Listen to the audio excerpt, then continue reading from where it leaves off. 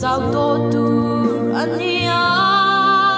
veng tu den khovar an khir aya na sai kan nun na hiam nang male iram at khir chi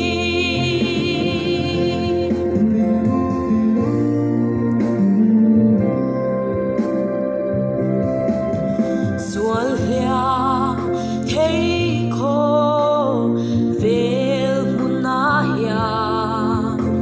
cất hà rau nun sualin alia iram moya sual vanga lungai mang ana om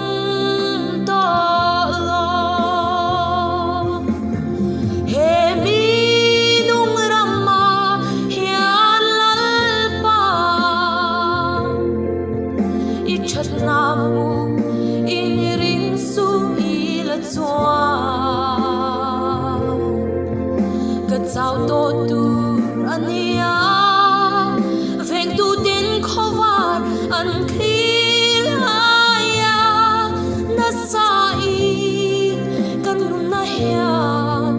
nang male iram at hir chi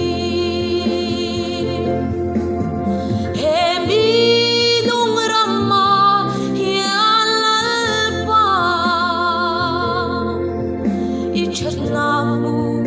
in ring su ila chua ka chau to tu ania